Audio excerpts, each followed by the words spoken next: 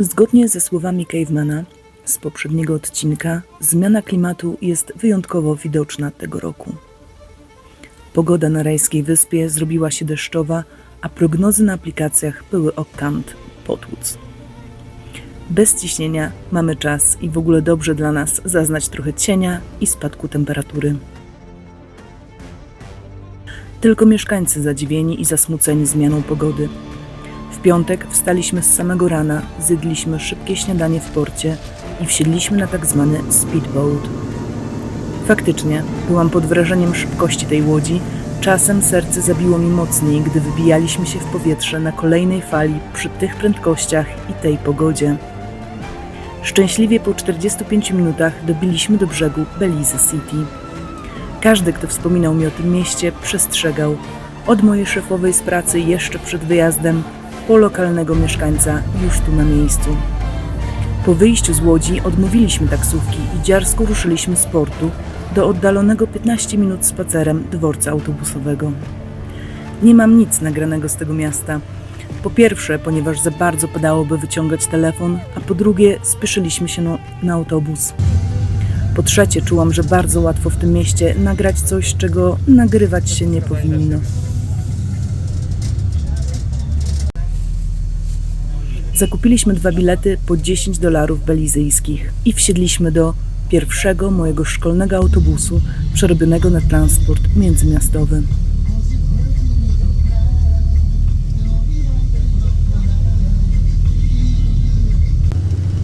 Po drodze widzieliśmy głównie zielone krzaki, czasem ogłoszenie z ziemią na sprzedaż. Po 12 dojechaliśmy do San Ignacio.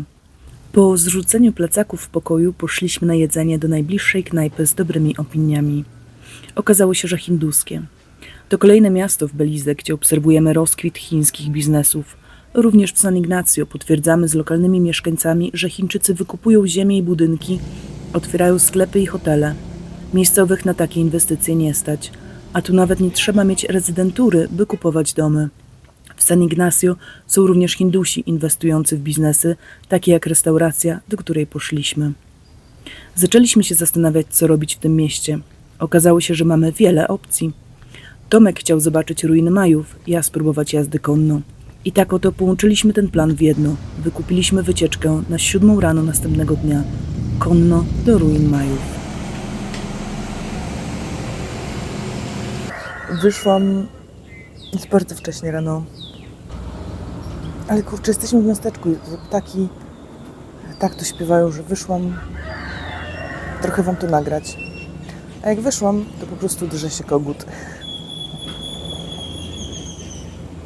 Chociaż ten był dobry. Dobra, ściągam to moją opuchniętą twarz i pokażę wam, co jest przede mną i jak te ptaszki tu śpiewają. To są takie dźwięki dżungli, wymieszane z dźwiękami miasteczka.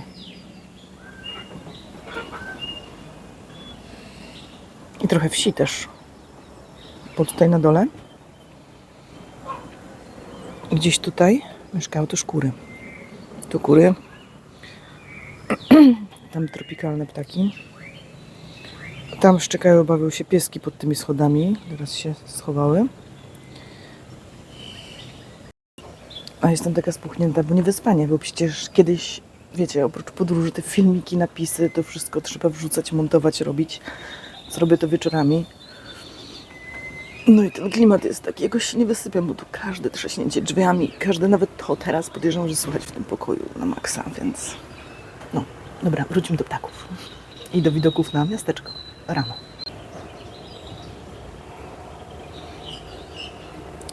Jest i chamski gołąb.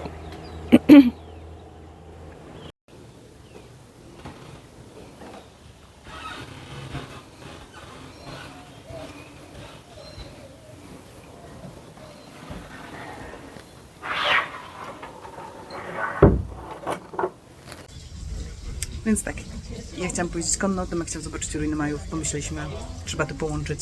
Godzinę później spotkaliśmy się z naszym przewodnikiem Jose. Najpierw pojechaliśmy do ruin. Jose z pasją opowiadał nam o historii Majów, pokazywał malowidła i wykopaliska, opowiadał o konstrukcji piramid i ówczesnym układzie społecznym. Mnie najbardziej zaskoczyła historia modyfikacji ciała i kanonów piękna w owym czasie, na przykład rzeźbienie głowy do kształtu stożka, czy tworzenie permanentnego zeza jako ideału piękna. Ciekawym było również usłyszeć o saunie Majów, grze w piłkę, która mogła trwać nawet 3-4 dni, a na koniec na dobrą sprawę nikt i tak nie wiedział, kto będzie poświęcony bogom, czy przegrani, czy wygrani. Zaskoczyło nas też to, że zmiany klimatu zaburzyły rozwój cywilizacji Majów. Lud był kontrolowany dzięki znajomości astronomii i umiejętności przewidywania pogody. W pewnym momencie Jose zawiesił głos, usłyszał dziwne dźwięki, ni to stukania, ni to rechotu i zaczął gdzieś iść. Poczuliśmy, że powinniśmy iść za nim. He's right there. Bill itself can grow up to 12 inches. And a lot of people, they think it's a frog when it's coming. I thought it was a frog. Yes, that's what everyone thinks. But no, that's our national black and red as well. There's nothing better to... Był super daleko, więc nie zrobiłam najlepszej jakości ujęcia, ale uważam, że zaliczone. W innej części ruin Jose zerwał jakieś liście, przemył wodą i dał nam do porzucia. Do you like to cook back home? Yes. Bake? No. Oh jeez, why not?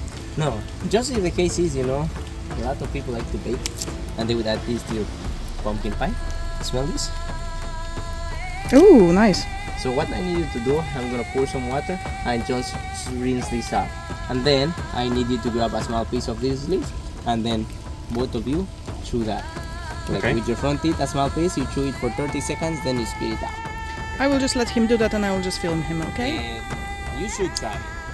I because you will don't observe want- like in a group of rats. Because you don't want to miss Listen. this out. You don't want to miss this out. Okay? Then just keep going. Don't be afraid to throw someone that you have never seen before. And you might never ever see again. Can I spit it out No, now? just keep going. Yes. Uh-uh. No, you can do it. Come on. I don't come like on. it. Come on, you can do it. You like the reaction. It's like a mint at the end. No, we're not looking at any flavor at all. You can now Yeah, it is smell numbing like The allspice leaf contains Novocaine.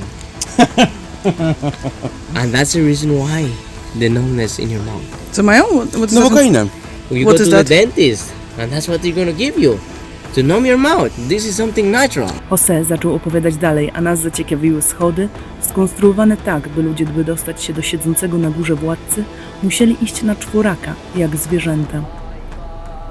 Z tego co zrozumieliśmy, sam władca z kolei stylizował się na jaguara i węża, jako odniesienie do dwóch najbardziej niebezpiecznych zwierząt w regionie.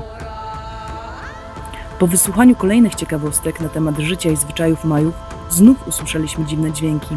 Tym razem coś wyło od strony drzew jak z horroru. Trochę jak dinozaur, trochę jak ktoś harczący, mający duże trudności z oddychaniem.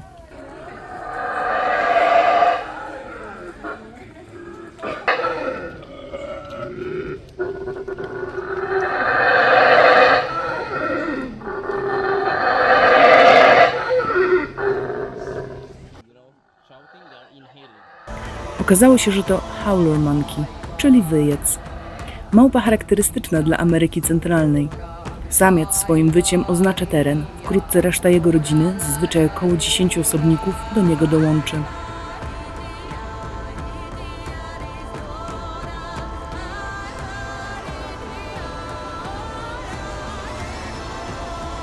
W drodze powrotnej z ruin zobaczyliśmy też abuti, przymykającą szybciutko. To taka jakby większa świnka morska na wysokich nóżkach. Urocze zwierzątko. Po ruinach pojechaliśmy na farmę. U wejścia czekały na nas 3 konie gotowe i już osiodłane. Barok, Adina i nie pamiętam nazwy trzeciego niestety. Dostaliśmy też toczki, co ja szanuję bardzo i jest dla mnie must have, i dużą butelkę wody.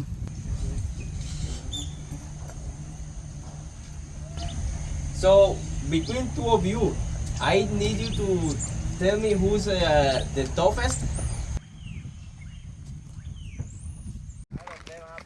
Wsiedliśmy na konie i z stępa ruszyliśmy na przejażdżkę. Po drodze Jose opowiadał i pokazywał nam trujące i lecznicze rośliny, pokazywał miejscowe dzięcioły i iguany, sępy krążące nad polem i gniazda termitów wysoko na drzewach. Widzieliśmy drzewo gujawy, limonkowe, miejscowej wisienki, smoczych owoców, tamaryndowca i wiele innych. To ostatnie Jose polecił jako lokalny trunek do spróbowania, jak będziemy mieć okazję. Sok z tamaryndowca z rumem.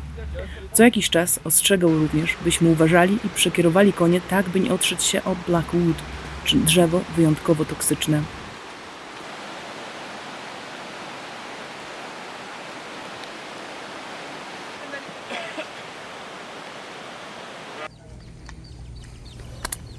W dniu wyjazdu z San Ignacio udaliśmy się jeszcze do jednego miejsca – sanktuarium dla iguan zielonych. Autobus do Gwatemali, do Flores mamy za 2 godziny.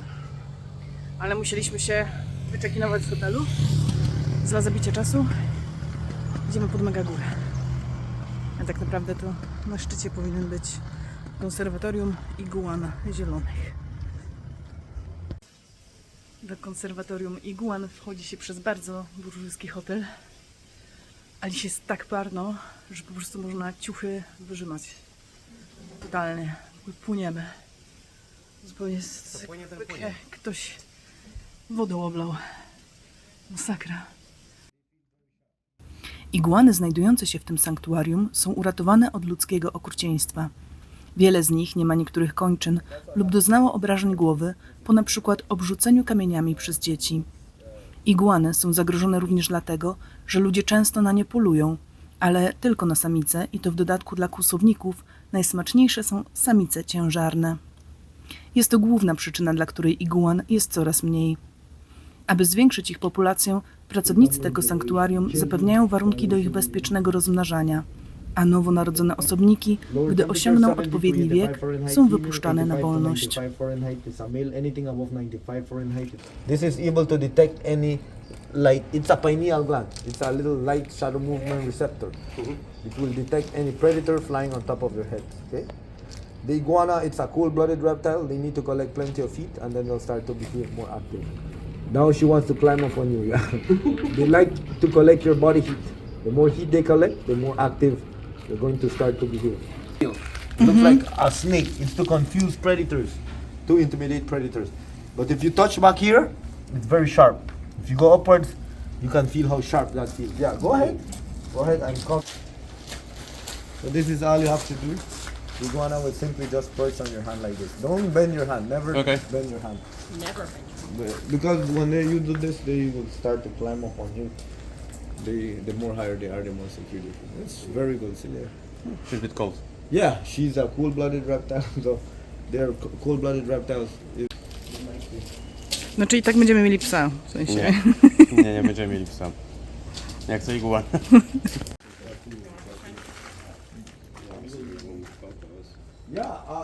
Yeah, you can just do your hand like that, extend your hand out.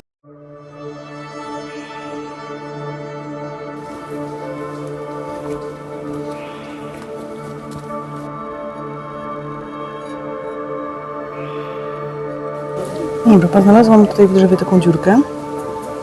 Jakiś patyczek.